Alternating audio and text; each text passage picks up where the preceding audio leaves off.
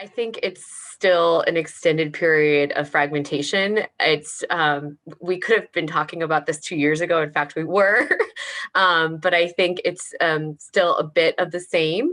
It's probably just been on steroids because of COVID and an extended period of being at home. We saw a hockey stick rise in streaming services, both AVOD and SVOD, um, rise more than we expected. And I think that fragmentation has continued to disrupt as we expected, just in a period that was more condensed, which is added to the challenges that we have already seen over the last 4 to 5 years within the ecosystem. I think from a video standpoint, that makes the challenges that we deal with on a day-to-day basis just more pronounced, and the aggressiveness which we need to attack it both from a client side, agency side, production, content side, all more important and more pronounced today than they were probably a year, 18 months ago. So what are your clients getting excited about at the moment? When they look at some of the new capabilities in the TV marketplace today, what's really getting them interested in investing more or investing differently? I think everyone is excited about everything, which is probably part of the problem. There's only a limited amount of funds to invest, and there are a known a quantity of things that we know that work. And I think for many of our clients, it's about what is the opportunity cost and what can they afford to risk and test. So for a lot of clients, it's where not only is the opportunity, where can they identify the best opportunity, and then where can they ensure that those opportunity can be scaled, are those things that they might not be most excited about necessarily, but those are the things that they identify are the places they want to lean in first versus leaning into everything everywhere. Because leaning into everything everywhere can make for a lot of excitement and a lot of anticipation for results, but can also make for a lot of chaos where you don't necessarily know what's working and what's not.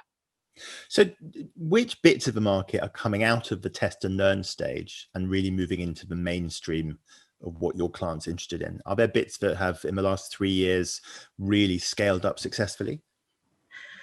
I would say it's a client by client situation, depending on what, their what category that they're in and what unique business challenges they're facing, especially as we dealt with the last 18 months, 12 to 18 months and the pandemic. I think the unique challenges that each industry's been dealing with has created a unique set of circumstances of where clients have been kind of leaning in and scaling.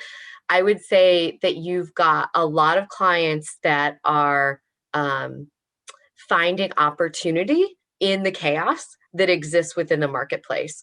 As things went away, like sports and reliable TRPs, if you will, there was a lot of opportunity in things like the rise of streaming. And so you saw clients that took a lot of linear dollars that were already committed to. And as those dollars shifted because the programming was gone and did not exist anymore, they were able to apply those in things like digital that maybe they hadn't done in the past, and they scaled it in a way that they didn't. And so they found success because they were forced to. I think that opportunity was something that we wouldn't have seen in the way that we saw it just because of circumstances. And because clients were forced to kind of look at that opportunity in a different way, we were able to scale success in a way that we wouldn't have been able to probably for years versus the condensed time period we saw.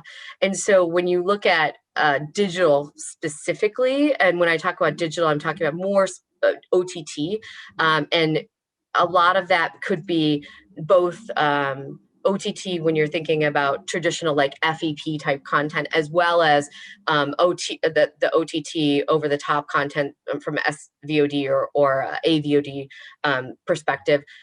Both of those saw a lot of new of clients entering into the space and scaling in ways they may not have done historically. So we're just coming out of upfront season, I guess, and a lot of the focus this year really seemed to be on cooperation and collaboration. And I'm thinking of things like OpenAP's new OpenID solution, or the partnership between Blockgraph and the Trade Desk. There were lots of partnerships and things like that being announced. Do you see those partnerships and cooperative initiatives as really important for the future of the industry? Anything that can provide us the opportunity to build bridges for our clients, we see as opportunity. We need to ensure that we are not building more walls and building less opportunity to see across things. I think a lot of our clients are trying to understand what one channel contributes versus another. And historically, the only way to do that was like MMM models. And, econometric modeling has been a historic, reliable partnership from a CMO and a marketer perspective to delivering insights to those things. What we're trying to get to is like within a video channel and within, different types of video you can use, what contributes to your business outcomes in a more near realer time way, and what are the things that we can break down to understand that those things of which are contributing. In order to do that, we need systems that collaborate, tools that talk to each other, data that can break down those walls, and IDs that can understand each other, if you will, even if they aren't the same ID. And so any of those things that we can start to have collaboration with are going to be enable a process change for us, and facilitate better of sharing of that data, enables us to have conversations with our clients about outcomes, and outcomes that deliver change to their business, and outcomes that change the way that they decide media mix, and media mix not just on an annual basis, but on a quarterly basis, on a monthly basis, on a weekly basis, so that video, especially video, becomes something that's not an upfront conversation, but becomes a more dynamic conversation, and a conversation they feel like they have more control over. And so those ID conversations or technology conversations are important to us because we feel they facilitate a bigger change on behalf of our clients. So you're painting this really powerful picture of a market which is going to be more real-time, more interconnected, more automated, more dynamic. What does that mean for agencies? How do you have to retool or change your workflows to help your clients take full advantage of these opportunities? Well, obviously that is the penultimate, right, vision. I'm not trying to paint anything that exists today. Our goal is to get ourselves and our clients there. Our job as the agency is to paint that vision and understand how to best achieve it. And if that vision doesn't exist today, what is the way that we can deliver it on behalf of our clients? And if that's hacking into tools and technology and creating things that don't exist today, or ensuring that we can find a way to get there tomorrow, even if it doesn't exist right now, is our role. And acting on our clients' best interest by using things like their clout, using things that are at our fingertips, like technology access that we may have by partnering. Those are the things that we can do to make sure that we're generating the best things that we can do today, even if it's not that ultimate vision, but that can move us along the continuum so that we can start to get to the better place tomorrow, so that we can get to that vision in the next 3 years, 5 years. So summing up, the media agency of 2025 is going to look very different to the agency groups of the 2020.